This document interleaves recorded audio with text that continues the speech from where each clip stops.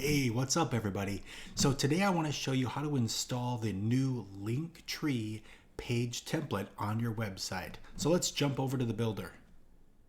Once you get logged into the builder, you can see right here on My Sites and Funnels, you'll be able to navigate to either your websites or your funnels right up here.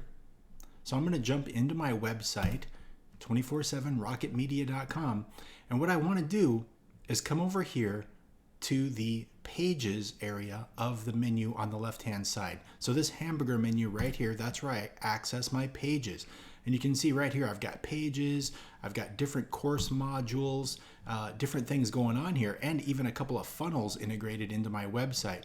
But what I want to do is go ahead and choose where I want this to be placed. So I want it placed in my pages. So what I'm going to do is I'm going to click Add New, and I'm going to select Page.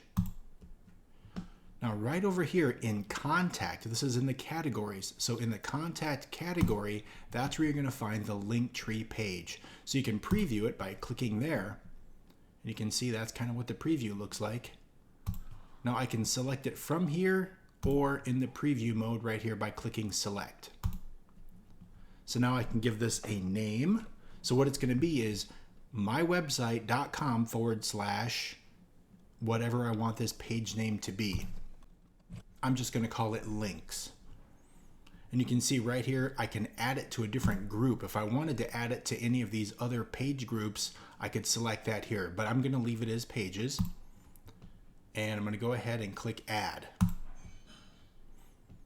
So now from here, I can see that my menu is on the top here, the header. And if I want to get rid of that header, all I've got to do is come up here and click this hide button. So I mouse over it and hit hide. And now that will not be shown on my link page. And you can see there's a couple of blocks down here that are hidden as well, like my footer. So all I've got right now is this copyright, my page name, the date, and my privacy policy, and that's okay. If I wanted to hide that too, all I gotta do is click that. And if I want to reveal it, I just click it again. Let's go ahead and save our changes. So now I don't have a header. All I've got is this copyright down at the bottom. And now I've got my image, some text, and several different buttons that I can customize. So we can start at the top up here. Right here, when I click into this column, I can see that the edit image pops up. So when I click into the column, you can hit edit image, and what'll happen is you'll be able to choose a different image. So all you've got to do is click right in here where this plus is, you click this, and now it opens up my media folder or my file manager. And this is where I keep all my pictures for all the different things on my website. And if I want to upload a new one, all I've got to do is click upload a file and grab it off of my folder right here. So let's say, for example, I want to put my Instagram image in there. So I just went ahead and uploaded that. You can see it's uploading right now. Make sure it's selected and then hit select. You can see it popped in as a square. Now, if I want that to show up as a circle like it was before in the template, or like it does on Linktree pages, you can easily do that. You just go over to canva.com, and let's say we're gonna make this a custom size 500 by 500 image. And what I can do is I can come over here and look for frames. So I go ahead and type in frame. Actually, hold on a sec here. I'm in templates right now. So what I want to do is go to elements, and I can type in frames. Okay, now here's the circle. So all I've got to do is drag that over and then make this almost as big as the square. Get it kind of centered in there by using those snap lines. As soon as I get it centered, it looks like that. Now that's a frame, right? So what I can do is I can come over here to my uploads. Now your uploads should be over here in the menu. If they're not, you can always click back to the main menu and search for uploads. But let's go to uploads, and now I can look for an image that if I've got one uploaded, great. If I don't, oh, there it is. If I wanted to upload one, all I had to do is hit upload and use the same process, right? I can upload this, for example. and scroll back up to the top, and there it is. Now, when I click over here, boom, there it is. It's in a circle frame. Now, you can go ahead and title this, Tim Headshot Circle. Okay, so I've named it. Now I can hit share. Now here's the deal. When you hit download, you want to make sure that it's a PNG. And then because we don't want this white square to show up behind it, we're going to make a transparent background. Now for websites, it's not a bad idea to go ahead and compress the file so that it doesn't take up as much space on the website. Let's go ahead and hit download. That's going to be downloading. There it is. Now I can come back over to my website, and let's say I didn't want that square image there. I can click into it again, hit edit image, click in there, and now let's go ahead and I'm going to put this in the images folder. I'm going to hit upload file, go ahead and grab my headshot there, let it upload, make sure it's selected, and hit select. And voila, there it is. There is my circle framed headshot. Now, for the next step, well, let's go ahead and save our progress here. Now for the next step, I can come in here and edit my name.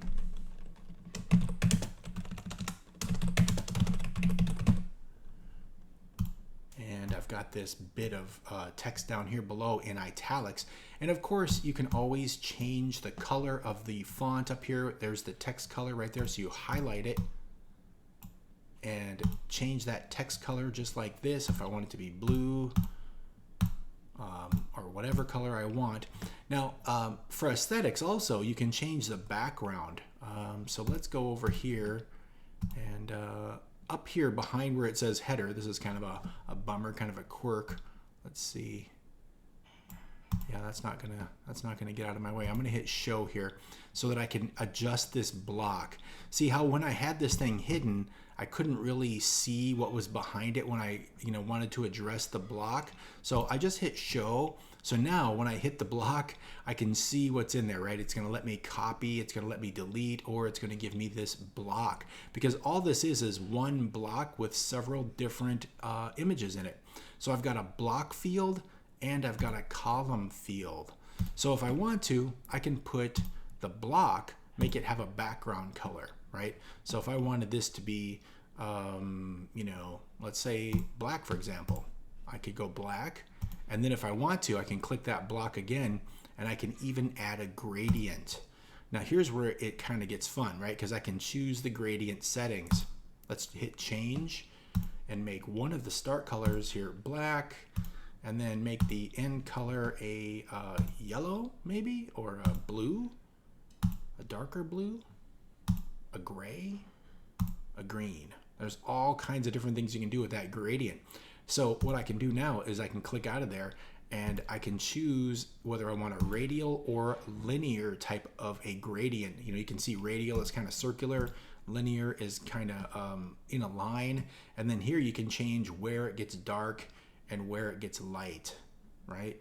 So if you wanted to, you could have it dark on the bottom or on the top or on the side, wherever you like. You can have it light on the top and dark on the bottom if that's the way you like it. So then we can go ahead and change our text color again to make it pop. Maybe make that white, and then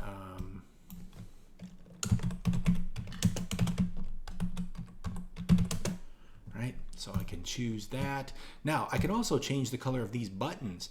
By coming in here, I can hit edit and hit this paintbrush right here. Oops. Hit the paintbrush, and now I can have the button color, a border color, the text style, whether or not I want a shadow, whether I want to have a round button or an oval button or a square button. I can have control over all of that. I can choose the padding size and make it bigger or smaller depending upon what I want. So let's say I want this to be a skinnier button. It's going to be 16 or 20, whatever. You can adjust every button any way you like. So let's click back in there, and here is where you can edit the link, right? This is probably the most important part. You can click edit the link, and choose an external link, and here's where you're going to put that URL. So let's say I wanted to have a save contact file in here in my Google Drive. So what I can do is I can edit that link, hit external link, and then come in here and paste that in there. So now my Google Drive contact information is in there. I can write a caption like, contact info. There we go. Now let's have that open up maybe in a new tab so that this page stays open when they're in there, but then it's a new tab. Now, because this is not going to another page on your website, we're going to want to go ahead and make this a no follow link.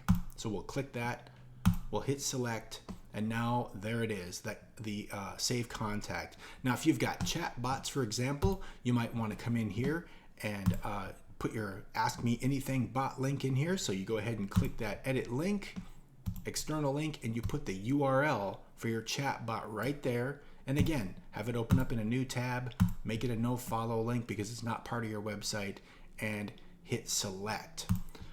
Let's see here. So let's say we wanted to have another chat bot or another part of our website where we've got an instant rate quote. We can go ahead and change those URLs right in here. Same thing. Let's go right here. So if I wanted to have this go to my main website, I can go, let's see, page, Rocket Media, open that in the same tab. I don't need to make that a no follow link because it's part of my website.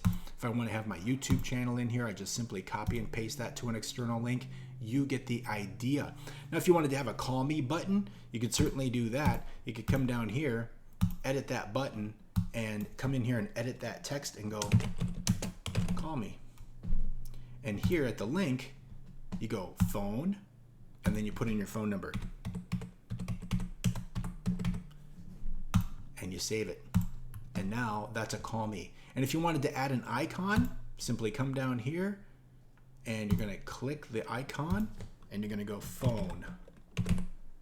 So now you can have a phone icon in there. It can be at the front or the back of the button. And you can even add a second line of text in there and put in your phone number maybe, whatever you like. Just like that. See how cool that is? So now I've got this link tree type of a page on my website. So now when I want to do, I can hit that preview and look, there's how it looks. Oh, I got to get rid of that header. Let's go ahead and go back to this, hide my header, and let's go ahead and preview my website. So there's the page, there's how it looks. So I've got these, you can change this setting too. So it rotates to a different color when you hover over it. If you wanted to come back into your buttons, you can click this and hit it the edit styling. And now when you have the hover effect, it could be several different things, right? You could have grow and shadow or 2D transitions, float up in shadow, whatever you like, fill with color, fade in, pop, grow. Let's have it go pop, right? Or grow. You can see it kind of does that thing right there. If I wanted it to fade in, let's go ahead and save that, preview it. So here's the fade in. So it just kind of slowly fades to a different color. So there's lots of cool stuff you can do. So go ahead and play around with that and let me know what you think. Now, what you're going to be able to do is go over to your website. So I'm going to go 247 Rocket. Now, I don't have that on my